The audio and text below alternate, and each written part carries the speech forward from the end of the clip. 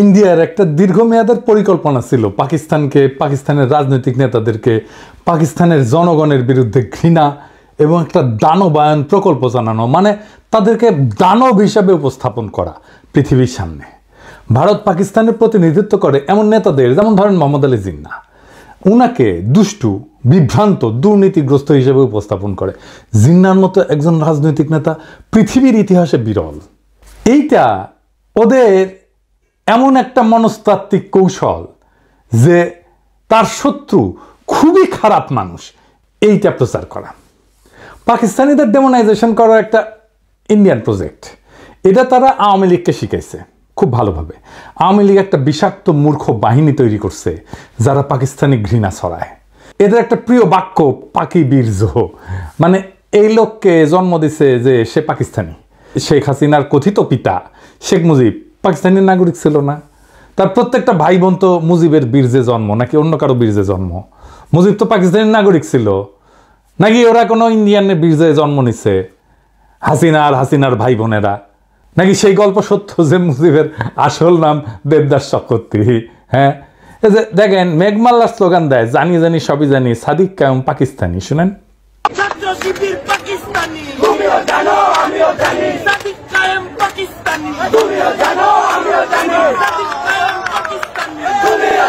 এই মেঘমাল্লারের বাপ পাকিস্তানের নাগরিক ছিল না? ওর বাপের পাকিস্তানি পাসপোর্ট ছিল না? নাকি ওর বাপের জন্ম বাংলাদেশ সৃষ্টির পরে? ওর বাপ জন্মাইছিল 1953 সালের 10ই নভেম্বর, তার মানে তো পাকিস্তান আমলে জন্ম নিছে। ওই মেঘমাল্লারের দাদা ও কেন পাকিস্তানে থাকিছিল, ইন্ডিয়া যায়নি কেন? সুযোগ তো ছিল। নাকি পাকিস্তানে থাকাও পাকিস্তানের নাগরিক হইয়াও তারা পাকিস্তানি না, ছাত্র শিবির পাকিস্তানি? তো ছাত্র ইউনিয়ন পাকিস্তানি ছিল না? যে ছাত্র ইউনিয়ন 1969 সালের 25শে আগস্ট বিবৃতি দিয়ে বলছে জামাত ইসলামী পাকিস্তানের অস্তিত্বের বিরোধী। ওর নিজের দল পাকিস্তানের অস্তিত্ব রক্ষায় দিওয়ানা ছিল। পুরো পত্রিকা দেখান এডিটর সাহেব, পরে আবার কইতে পারে আমরা এডিট করে বানাইছি। দেখান ছাত্র ইউনিয়নের নাম দেখান, ছাত্র ইউনিয়নের নেতাদের নাম দেখান, প্রেসিডেন্ট সেক্রেটারির নাম দেখান। ছাত্র ইউনিয়ন শুধু না, বিপুল বিক্রমে মুজিববাদী ছাত্রলীগও পাকিস্তানের অস্তিত্ব রক্ষায় দিওয়ানা হয়েছিল। এখন পাকিস্তান খুব খারাপ। 1969 সালের 25শে মার্চ আইয়ুবের পতন হয়ে গেছে, মানে গণ অভ্যুত্থান হয়ে গেছে। তারপরের ঘটনা, তারপরে এই বিবৃতি দিচ্ছে 5 মাস পরে পাকিস্তানের রক্ষায় দিওয়ানা। তাও তারা পাকিস্তানি না, অন্যরা পাকিস্তানি। হ্যাঁ, কারণ ওই ডেমোনাইজেশন প্রজেক্ট, পাকিস্তানকে ডেমোনাইজ করা। শাসক হিসাবে পাকিস্তান খারাপ কাজ করে না এরকম না, অবশ্যই করছে। আমরা প্রয়োজনে সেটা সমালোচনা করব, কোনো অসুবিধা নাই। কিন্তু যেই কাজটা করে নাই, আমি কি তারে সেই কাজের দায় দিতে পারি? নাকি সেটা দেওয়া উচিত? আর যখন একজন যে কাজটা করে নাই সেই কাজের দায় তার উপরে চাপায় দেওয়া হয়, তখন তো তার উদ্দেশ্য নিয়ে আমার প্রশ্ন তোলা উচিত। আমার তো তখনই মনে হওয়া উচিত পাকিস্তান যদি এতই খারাপ হয় তাহলে মিথ্যা অভিযোগ কেন দেওয়ার দরকার হইল? মিথ্যা অভিযোগ তো দেওয়ার দরকার নাই। যারা কারো নামে মিথ্যা অপবাদ দেয় তাদের সাথে তো কোনো ডিল করাই উচিত না, তাদের কোনো কথা শোনাই উচিত না, তাদের উপরে আস্থা রাখাই উচিত না। আজকে আমরা এমন একটা অতি জঘন্য মিথ্যাচার নিয়ে আলাপ করব যেটা ইন্ডিয়া শিখাই দিছিল, আর সেই একই মিথ্যাচার বিএনপি চালাই যাইতেছে আজকেও। সেটা জানতে হইলে একটু পিছনে ফিরে যাইতে হবে, সেই 1971-এ। আসেন আগে আমরা সেই গল্পটা শুনে আসি। 1971-এ বীরশ্রেষ্ঠ মতিউর রহমানের গল্প। বীরশ্রেষ্ঠ মতিউর রহমান গত পরশু ওনার মৃত্যুবার্ষিকী ছিল। 1971 সালের 20শে আগস্ট পশ্চিম পাকিস্তানের করাচির কাছে মাসরুর বিমান ঘাঁটিতে ওই সময় তিনি পোস্টেড ছিলেন। মার্চে যখন যুদ্ধ শুরু হয় তখন কিন্তু তিনি পূর্ব পাকিস্তান মানে বাংলাদেশেই ছিলেন। উনি তখন এইখানে ছুটিতে ছিলেন, তখন জয়েন করেন নাই যুদ্ধে। পরে যখন পাকিস্তান এপ্রিল মে মাসের মধ্যে মোটামুটি পাকিস্তানি সামরিক বাহিনী কন্ট্রোল প্রতিষ্ঠা করে, তখন মতিউর রহমান পশ্চিম পাকিস্তান নিজের ইউনিটে চাকরিতে ফিরে যায়। সেইখানে তাকে ইনস্ট্রাক্টর হিসেবে পোস্টিং দেওয়া হয়। তিনি তরুণ পাইলটদেরকে বিমান চালানো শিখাইতেন। পরে 20শে আগস্ট উনি একজন তরুণ পাকিস্তানি ট্রেনি পাইলট, যার নাম ছিল রশিদ মিনাজ, বীরশ্রেষ্ঠ মতিউর রহমানের ইনস্ট্রাক্টর ছিলেন। তার সাথে একটা T-33 বিমান, যেটা পাইলটদের ট্রেনিংয়ে ব্যবহার করা হয়, সেটাতে একসাথে ওনারা ফ্লাই করতেছিলেন। T-33 কিন্তু কোনো যুদ্ধ বিমান না, এটা খালি ট্রেনিংয়ের কাজে ব্যবহার করা হয়। এই বিমানে রশিদ মিনাজের ট্রেনিং ফ্লাইটের সময় মতিউর রহমান ব্যাকসিটে ইনস্ট্রাক্টরের কন্ট্রোল ব্যবহার করে প্লেন নিয়ে ইন্ডিয়ার দিকে রওনা দেন। 71 সালে পশ্চিম পাকিস্তান থেকে অন্য যে সমস্ত বাঙালি অফিসার, যেমন মেজর ডালিম, নূর, কর্নেল তাহের, মঞ্জুর পালায় ভারতে গিয়ে যুদ্ধে যোগদান করে।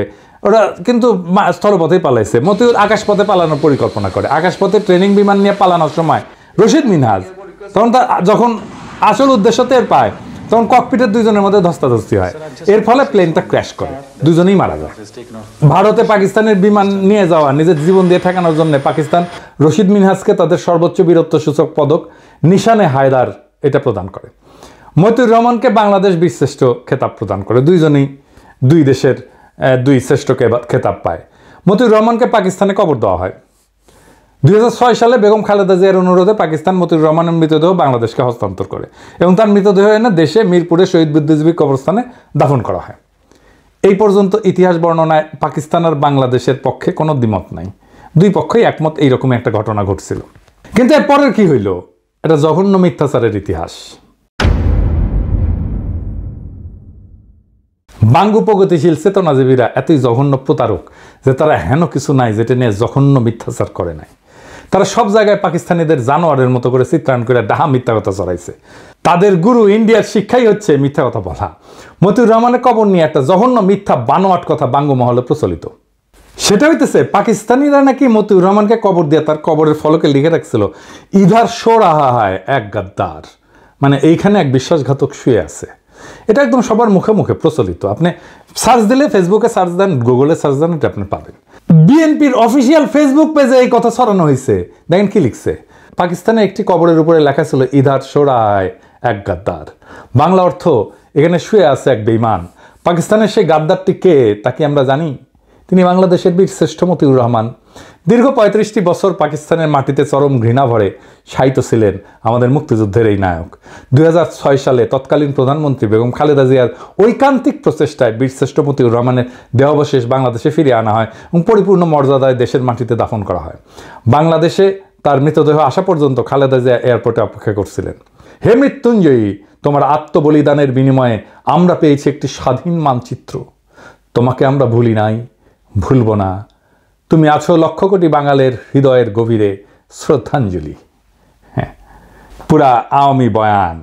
আওয়ামী লীগ তো জাউরার জাউরা, তারা বলতে পারে, কিন্তু বিএনপি কেন? যেই বিএনপি দাবি করে তারা মতিউর রহমানের মরদেহ বাংলাদেশে নিয়ে আসছে পাকিস্তান থেকে, তারা মতিউর রহমানের খবর দেখে নাই? ওখানে লেখা ছিল যেখানে গাদ্দার শুয়ে আছে, তারা অপমান করে কবর দিছিল পাকিস্তানিরা। মতিউর রহমানের কবরে আসলে কি লেখা ছিল? আজকে এপিসোডে ভুয়া মিথ চিরতরে জয় বাংলা করে দেব। বিএনপি কি পাকিস্তানে গিয়ে দেখে এসেছে মতিউর রহমানের কবরে কি লেখা ছিল? যাওয়ার তো কথা, কারণ ডেড বডি নিয়ে আসার সময় তো গেছিল কেউ না কেউ। আর দেখে যদি বুঝতে না পারস, নাই জানস, তাহলে ডা মন করা মিথ্যা কথা সরাস কেন? আজকে বিএনপিদের পাকিস্তানের মাসরুর বিমান ঘাঁটিতে অবস্থিত মতিউর রহমানের অরিজিনাল কবরের ছবি আর সেটার ফলক দেখাবো। দেখেন, সবাই দেখেন, মার্বেল পাথরের ফলকে যেটা লেখা আছে আরবিতে বিসমিল্লাহির রহমানির রহিম, এর নিচে লেখা নাম্বার 1, র্যাঙ্ক ফ্লাইট লেফটেন্যান্ট, নাম মতিউর রহমান, মৃত্যু তারিখ 20 আগস্ট 1971। হারামজাদারা এখানে কই লেখা দেয় যে এখানে গাদ্দার শুয়ে আছে? এখানে দেখেন সে কবরের ছবি, আর সে কবর তুলে বাংলাদেশে পাঠানো হচ্ছে তার ছবি। এডিটর সাহেব দেখায় দেন এটা সেই সময়ের ছবি যখন তার দেহাবশেষ তুলে বাংলাদেশে পাঠানো হইতেছে। নিচে দেখান, বিএনপি বিসমিল্লাহির রহমানির রহিম না বইলে বক্তৃতা শুরু করে না, কিন্তু বিসমিল্লাহির রহমানির রহিম যখন সামনে দেখে এটা পড়ে বুঝতে পারে না। মানে সব জায়গায় ডাহা মিথ্যা কথা না ছড়াইলে পেটের ভাত হজম হয় না। বিএনপির এই চেতনার বয়ান পোস্ট দেওয়া লাগে। বিএনপির মহাসচিব ভাষণ শুরুর আগে ঠিক মতো বিসমিল্লাহ পড়তে পারে না। সেখানে পাকিস্তানিরা মতিউর রহমানের কবরে মার্বেল পাথরের ফলকে বিসমিল্লাহ খোদাই করে রাখছে। এখানে কই চরম ঘৃণা ভরে তারে দাফন করছে পাকিস্তানে। ঘৃণার চিহ্ন দেখলেন আপনারা? বিএনপি তো একটা ব্যক্তি না, একটা সংস্থা না, একটা বিশাল দল। তারা যদি এমন মিস্টেক করে তাহলে দেশ চালাবে কিভাবে? এত নাকি বুদ্ধিজীবী এদের, বিরানি আলম, জামাই কোটার বুদ্ধিজীবী, এত কিছু আছে তাদের, তাও এরকম মিস্টেক কেন হয়? আর সবচেয়ে বড় কথা, যদি বিএনপি কখনো ক্ষমতায় যায়, চান্স যদিও কম, যাই হোক, তখন পাকিস্তান কি এটা মনে রাখবে না যে তারা পাকিস্তানের বিরুদ্ধে এমন একটা মিথ্যাচার করছিল? কূটনৈতিক সম্পর্ক কেমনে করবে? পাকিস্তানের বিরুদ্ধে মতিউর রহমান বিদ্রোহ করছে, তারপরে পাকিস্তান তো তাকে স্বাভাবিকভাবে সম্মানের সাথে দাফন করছে। বাঙ্গুরা যত পশ্চিম পাকিস্তানি অফিসার সৈনিক হত্যা করছে, তাদের একজনেরও কবর দেখাতে পারবে বাংলাদেশে? বলেন তো, মরে নাই? তারা মরছে না? একজনকে তো কবরও দেয় নাই বাঙ্গুরা, শিয়াল কুকুর দিয়ে খাওয়াইছে। বছরের পর বছর ধরে এই অপবাদ দিয়ে গেছে পাকিস্তানকে। পাকিস্তান তো এখন নিজের ভিকটিম দাবি করবে, করাই তো উচিত। পাকিস্তানের বিরুদ্ধে করা বাঙ্গুদের সকল অভিযোগ কি এখন আপনার বিশ্বাসযোগ্য বলে মনে হবে? আমাকে নিয়ে অনেকে বলে আমি পোল্টিবাজ। বিএনপির নেতা অ্যাপোলো বলছে আমাকে নাকি 2013 সালে পিনাকির সাথে তর্ক করতে হবে। আমার অবশ্যই ট্রান্সফরমেশন হয়েছে, চিন্তার ট্রান্সফরমেশন হয়েছে। হয় মানুষ বড় হয়। ক্ষুদ্রকালে আমরা সবাই চকলেটের জন্য জীবন দিয়ে দিতাম না একটা? এখন কি দিবেন চকলেটের জন্য জীবন? তো ক্ষুদ্রকালের সেই ইমোশনটা কি ভুল ছিল? আর এখনকার এই প্রজ্ঞাটা কি ভুল? আমার ট্রান্সফরমেশন হয়েছে আপনাদের সামনেই, এমন না হঠাৎ করে হয়েছে, আপনারা দেখছেন। গতকালের ভিডিওতে বলছিলাম না যে আমি সেই গুহা থেকে বাইরে হইয়া যখন সত্যের মুখোমুখি হয়েছি তখন আমি হতবিহ্বল হয়েছি। তারপরে যখন প্রশ্ন করা শুরু করছি, যা জানছি এতদিন সবকিছু দেখি সব মিথ্যা, সব ঝুটায়। আমি একটা এক্সাম্পল দেখাই, এটা আমার প্রজন্মের যারা, আমার সাথে মুরব্বী যারা, তাদের বলবেন, ওনারাও সাক্ষ্য দেবেন। আসেন সে এক্সাম্পলটা দেখি। আমরা যখন ছোট ছিলাম তখন এই ছবিটা ছাপা হইতো পত্রিকায়, বলা হইতো পাকিস্তানি ছেলেরা লুঙ্গি খুলে দেখতেছে তার খতনা করা আছে কিনা, হিন্দু না মুসলমান। ছবিটা পাকিস্তানি আর্মির না, ইন্ডিয়ান আর্মির। ছবিটা তুলছেন কিশোর পারেক, একজন ইন্ডিয়ান ফটোগ্রাফার। যখন ইন্ডিয়ান আর্মি বাংলাদেশে ঢুকছে সেই সময়কার ছবি। তার একটা প্রকাশিত বই আছে ব্রুটাল বার্থ নামে। এই ছবিটা সেখানেই প্রকাশিত হয়েছিল। ক্যাপশনে উল্লেখ ছিল, ছবির সেনার পরিচয় উল্লেখ ছিল। ছবিটা পিডিএফ অনলাইনে আছে, গুগল করলে পাবেন আর নিজেই চেক করে নিতে পারবেন। তো এইটা যখন আমি প্রথম ফেসবুকে প্রকাশ করি, প্রমাণ হাজির করি, তখন আমার উপরে বাংলার চেতনাবাজরা ঝাঁপে পড়েছিল। আওয়ামী লীগেরা, আওয়ামী বাকশালী প্রগতিশীল নাস্তিক বামেরা আমার পিছে লাগে কেন জানেন? প্রথম কারণ হচ্ছে বামেরা হারে হারে জানে, চিনে আমারে, আমার ক্যাপাসিটি কি, একসাথে রাজনীতি করে আসতেছি তো ওরা জানে আমি কি জিনিস। তারা জানে আমি কি করতে পারি, আমি কিভাবে তাদের বানানো দুর্গ ধ্বংস করে দিতে পারি সেটা তারা জানে। তারা জানে যে এইখানে কি আছে। তারা বুঝেছিল যে এই লোকটা একে একে এই ভুল ইতিহাসের মিথ ভাঙতে থাকবে, এই লোকটাকে থামানো দরকার।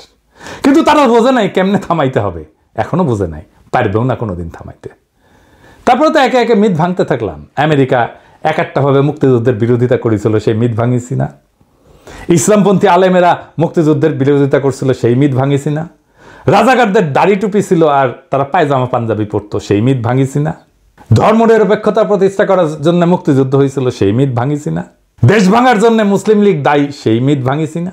1971-এ 30 লক্ষ শহীদ হয়েছে, সেই মিথ ভাঙিছি না? ভাষা আন্দোলনের মিথ ভাঙিছি না? 6 দফার মিথ ভাঙিছি না? পাকিস্তানি শোষণের মিথ ভাঙিছি না? সামনে আরো কাজ আছে। আমি যদি বাইসে থাকি আগামী 50 বছরের বাংলাদেশের রাজনৈতিক বয়ান তৈরি করে দিয়ে যাব ইনশাল্লাহ। কোনো বাঙ্গুর ক্ষমতা নাই আমারই ঠেকায়। শুধু বয়ান না, আগামী রাজনীতির গতিপথ তৈরি করে দিয়ে যাব ইনশাল্লাহ। জুলাই বিপ্লবের যোদ্ধাদের অনেকে হতাশা নিয়ে মেসেজ করে, শহীদ পরিবার মেসেজ করে, আহতরা হতাশা নিয়ে মেসেজ করে।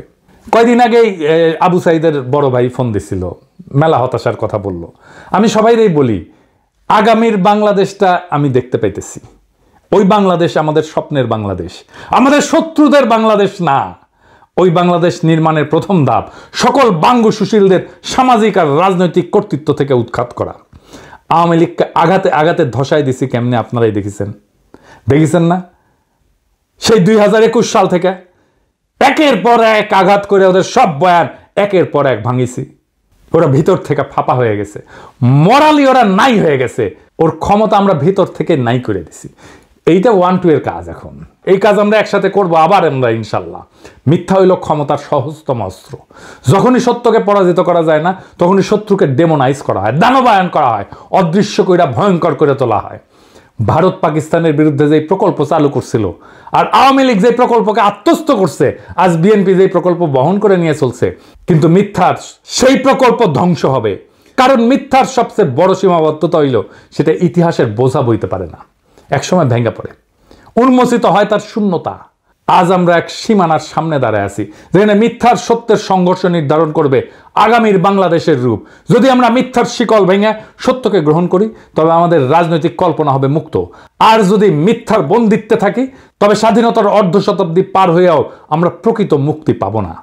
সুতরাং আমাদের যাত্রা কেবল পাকিস্তান, বাংলাদেশ, ভারতের ইতিহাসের ভেতরে সীমাবদ্ধ না। আমাদের যাত্রা আসলে সত্য এবং মিথ্যার মধ্যেকার এক অনন্ত সংগ্রামের অংশ।